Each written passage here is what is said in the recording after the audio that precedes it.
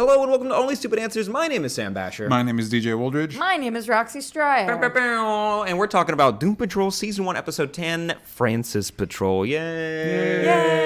Yay! Quickie synopsis. While Larry pays a visit to his long-lost love, Cliff and Rita travel to Gator Country to reconnect with his daughter, and Vic worries about his operating system. Nice and vague. But first up, let's go ahead and kind of break this down scene by scene, chunk by chunk. I kind of want to start with Cyborg first. Yeah. Mainly because I want to save Larry's storyline for last because that's the one that made me cry. Yeah. So I'm excited for that. Cyborg's was my favorite plot line. Yeah. So it's exactly what a lot of people have already been speculating in the comments and on our Discord, patreon.com/onlystupidanswers, that he is being kind of rewritten by his AI and his cybernetic implants. And He's being improved. And 63%. And legitimately taken over. Yeah.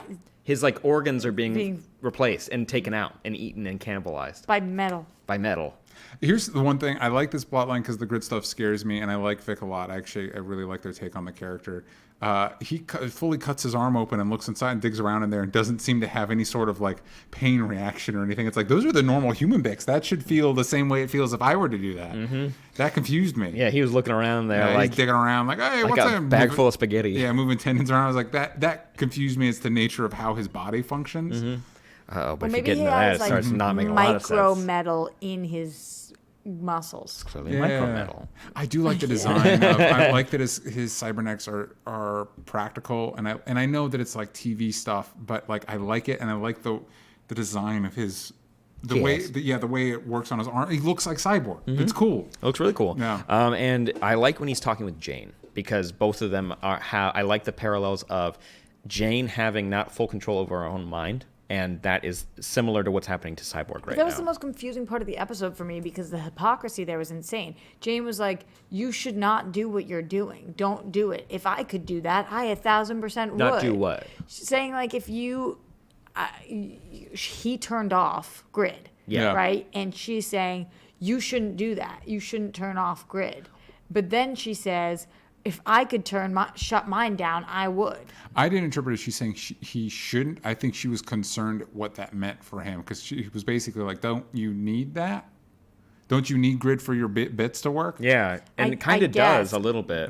I guess, but just to me, she was like, I would do anything in the world to shut my system down, but she needs that for her to work. If that didn't happen, she would die. So. And what I got from that, too, of her being critical of him is that he also doesn't want to talk to his dad about it. Because he's scared about what that could mean for him. And also could maybe solidify some things that he's now discovering that maybe he can't turn this off, what's happening to him.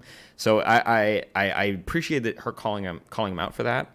I genuinely like that they were able to connect over that because each of these characters have been able to connect over different things, like when it comes to Cliff and Jane being a father-daughter relationship, and Rita and Jane kind of having this kind of weird friendship where part of Jane does like Rita, genuinely really likes Rita, but we don't get to see that part of her ever. Karen definitely likes Karen Rita. Loves Rita. Needs a best friend. Everybody, you need your maid of honor. Silly. So his storyline was great, but as we were working through that, we have Flit take Rita and Cyborg to Florida. It's Robotman. Robotman, sorry. The other robot guy. To Florida to talk to his daughter because her stepfather was eaten by a gator. Eaten by a gator. And you see Rita making a friend with a drunk at a restaurant. It's a little more than friend. She was being a little flirty. Hey, she wanted them wings. She doesn't get out a lot. Yeah, she wants those free wings. Yeah. Everyone wants those free wings. I think she is such a good actress. Yes. I love her performance. And this is what I was talking about. Why aren't we seeing her powers? Why aren't we seeing her explore them like we are seeing the other characters? It does cost a lot of money. I know, I'm sure, but that's a bummer for me because think about the other people, how we're watching them explore what they're able to do, and we're not seeing that with her now. I'm glad we figured out the Gertrude part of this episode, and we're exploring her past a little more, but I don't know that we know her abilities yet, and that might be a season 2 thing. But I want to start exploring. What can you do? Because probably some really cool shit. Yeah. Make a key with your finger and open things. Yeah, they did that on Flash. Remember? Long Game Man? And everyone was like, that is gross. Don't do that. That's disgusting. I agree with you. It'd be cool to learn more about her. But also, Titans did this, but I feel like Doom Patrol could do this better in the sense of kind of biding your time with figuring out what everyone's deal is. You do know basically everyone's deal in this show in Doom Patrol. With Titans, it was mainly like, this is a Raven storyline, this is a Dick storyline, and this is a Robin storyline, excuse me. And Beast Boy, you don't really get to know more about, and Starfire, you kind of know more that she's an alien by the end. Like, they kind of hold on to that to the next season. I like the idea of maybe holding on to Elasti-Woman just a little bit longer, stretching it out, if you will, into season 2. Yeah, Because Elastic. Is it girl or woman? Yeah, I don't remember. I think it's Elasti-Woman. I'm pretty sure. Really? I thought it was girl. The girl is Incredibles. Oh. Yeah. So my issue with this is, we talked a little bit last week. I think what makes the show work is kind of that Evil Dead logic, except that you're dropping normal human beings into a Silver Age comic book, and how that's kind of horrifying. And that's where a lot of the outlandish stuff comes from. A guy being eaten by a gator, and then a robot person going to try and find that gator while his companion, while his companion's rowing a boat in her like 50s, like with the thing. It's like, this is a dumb bit.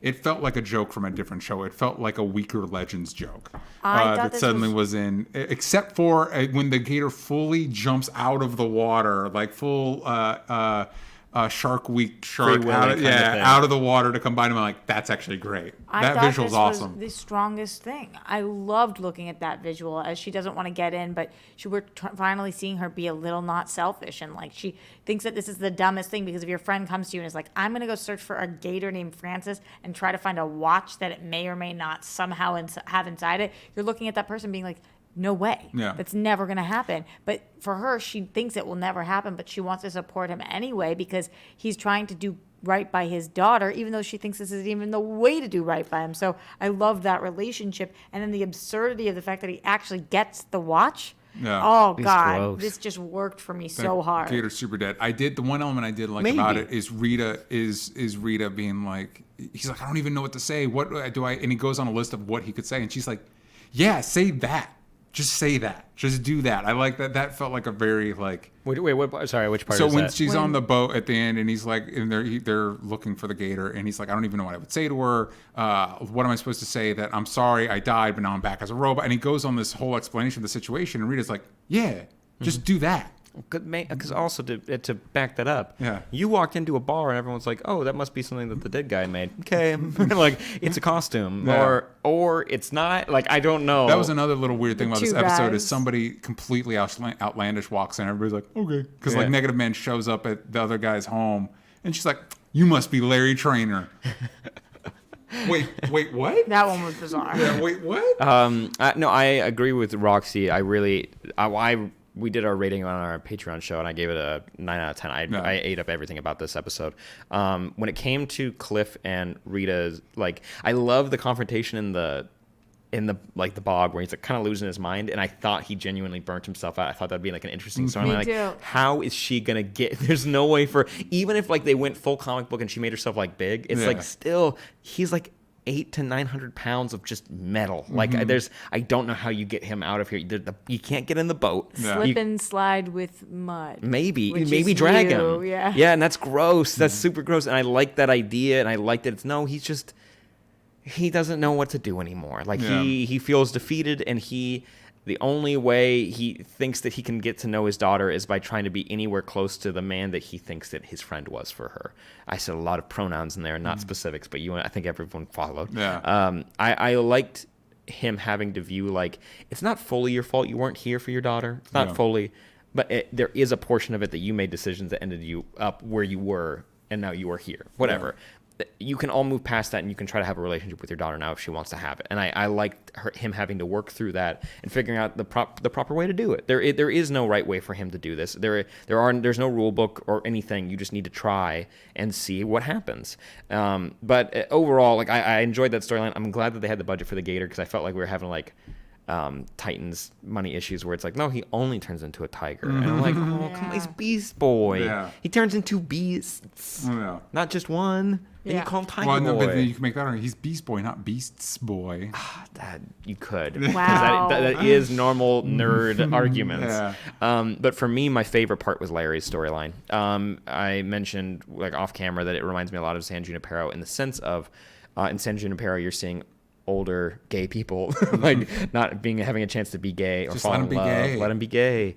Hashtag let them be gay. Yeah. And then them coming to terms with who they are at an older age, where it's like you kind of missed your shot, but at the same time, because of supernatural or sci-fi reasons, you do have a chance to actually live out part of that.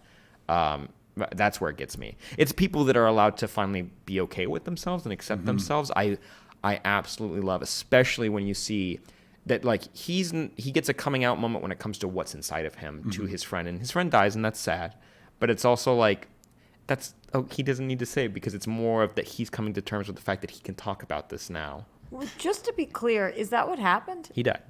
With what part? Which part do He you didn't ask? fall asleep. He died. It was a little ambiguous to me too, because it Because felt he like said, yeah, I'm not dead yet. And Yeah. then he just kind of covers him up and said, sleep well. Yeah. And I thought he was just Wow. passed out. Well, he walks away out the door. Yeah, Yeah. that was like, oh, I guess he's dead. Because the way they play it, it's like he could just be asleep. Which I almost rather, because it's a little too neat that he dies right then. You know what I Yeah. mean? He's so old though. Yeah, I I do. just By thought the way, he I was being liked, old and sleeping. I liked the guy that got to play. What's the friend's name? Okay, the older gentleman that got to play that role, and I liked that he was allowed to be a person. Like he was making like little randy jokes and stuff like that. I thought that was cool. Yeah. And I like that he had a life. Yeah. He's like, yeah, I was pretty messed up He after. did. But I moved on. I moved on. He didn't That's- get cooked like we thought in one of the. Thank God. Yeah. Oh my God. I was picturing myself in Larry's shoes for a second, and when the love of your life looks at you and says, I moved on, is that relief that you feel like, okay, I didn't ruin their life? Or is that selfishness that you feel like, I wish you hadn't moved on because I never did? Since this show deals with its characters by treating them like adults, and they make adult decisions, they can make mistakes, and they can have emotions, but overall they're adults. I think the way I interpreted that, his lover saying he moved on as relief. Yeah. Because he messed up these people's lives, but I think they ended up okay. Like Yeah. they weren't the crux of this person's entire. Larry. Well, not the woman who died of cancer. That wasn't great. It's Yeah, not, but it's do- not his fault. No, Do we know that was because of him though? That She may might have been just- like a negative spirit nightmare kind of thing. Do we know that someone? Yeah, I died don't. because- I do not. At this point, I do not know that anybody, because the only person we saw cooked was the guy that we found out lived But a full life. he said she said, what happened to your wife? And she died of cancer, but we don't know that that's Larry related Yeah.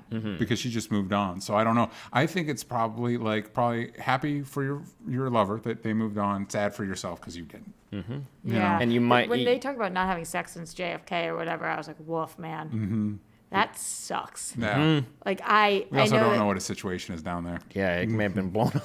that He doesn't doesn't have make it ears suck any anymore. less. No, Like, I agree, but it's Yeah. just like, yeah, all of Larry is not in a good place. Yeah, that sucks. But him finding him having to confront with the fact that he's so controlling because of where he came from and what he had to go through, and like even in a dream scenario, he can't just have a good time. Yeah. And his lover even calls him out. Like I like that they show like, oh, negative spirit can like. It can do so many things now. It's like he can fly, go through walls, connect people's brains, and even consciousness across like great distances.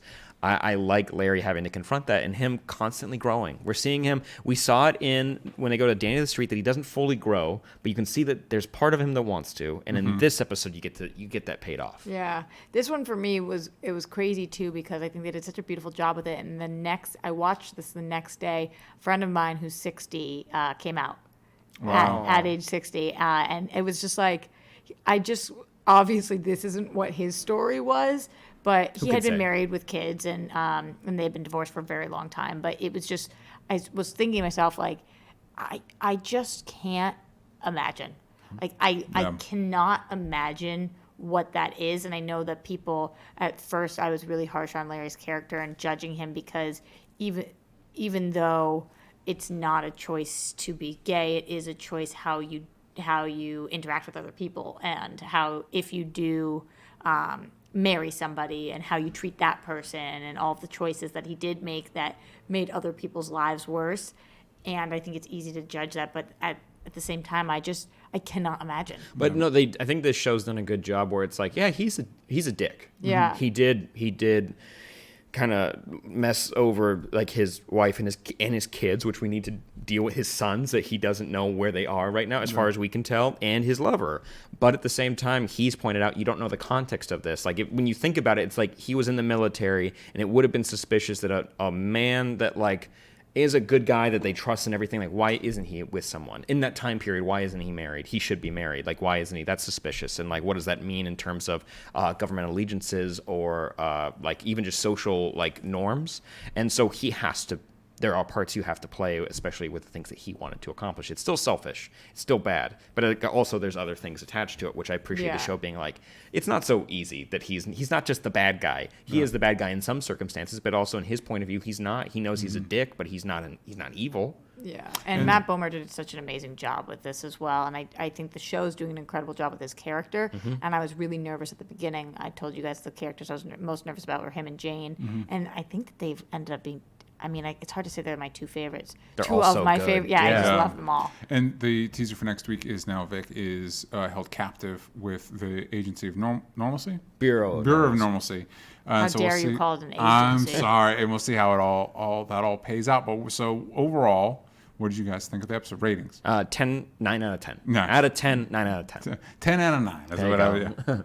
8.5. 8.5 up there. For me, it was a 7.5. This was, I still love the show, and I like this episode in particular. But compared to other episodes, I like other episodes better. There you go. And I will say the last two episodes, like Beard Hunter, and I like the Underground episode. That was really good. The Beard Hunter one felt like spinning its wheels. So this one felt like it moved a little bit. It moved the dial a little bit more for me. Yeah. But it's like, I do kind of feel like, and now we do this character stuff, and pause, and now this character stuff, and pause, and now this character. Yeah. It's like, let's just do the plot a little bit, and At we're the close. same time, though, Jane Patrol's still probably my favorite episode. Oh, there's a lot. So I like there's when still you- nuggets. Oh yeah. yeah, I'm still on board, but let's figure out what that weird doll was of the chief. I don't want to. I want to see it walk around. But gang, let us know what your theories are, what you thought of this episode in the comments down below. Make sure you like and subscribe to Might Be Awesome, because we have new content coming out all the time. Yes. We have reviews for like Hellboy and Avengers Endgame, and also breakdowns and cool deep dives into Avengers and Mortal Kombat, and one coming out soon for